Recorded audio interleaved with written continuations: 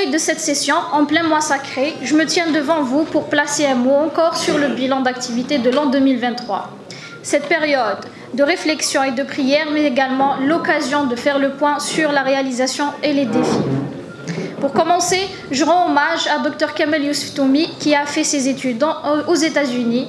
يقول لك الغرب ليسوا عباقرة ونحن أغبياء، نحن فقط يدعمون الفاشل حتى ينجح ونحن نحارب الناجح حتى يفشل.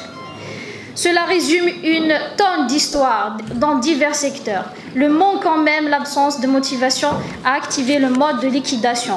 Liquidation de projets, des citoyens, des élèves et même des patients. Je donnerai exemple de plus de 11 640 diplômés liquidés de l'université additionnés pour en sortir à 56 267 chômeurs et pour l'année 2023 que 2% de régression afin d'atterrir sur 12% de taux de chômage. Et se résume la fameuse expression كان الطالب البطال ثم الطلاب. Et si on comptait le nombre de festivités et événements folkloriques sur lesquels des millions de dinars sont gâchés, c'est de quoi équiper et aménager le désert de l'Algérie.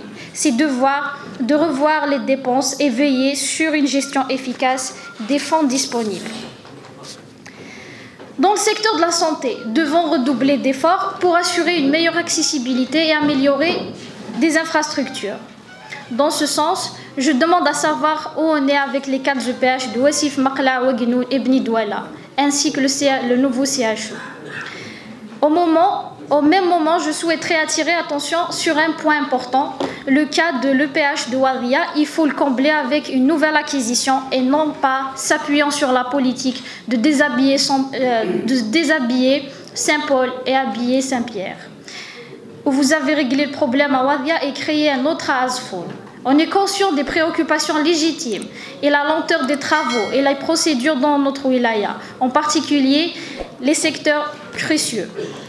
Je n'oublie pas aussi de notifier l'importance de notre divergence en matière potentielle patrimoniale, culturelle, historique et surtout touristique, où on se retrouve avec 14 guides uniquement d'après le bilan. Y a-t-il un projet incitatif pour promouvoir ce secteur?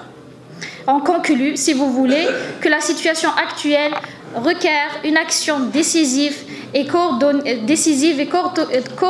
entre les secteurs pour accélérer le rythme, être efficace et identifier les obstacles qui entravent leur avancement.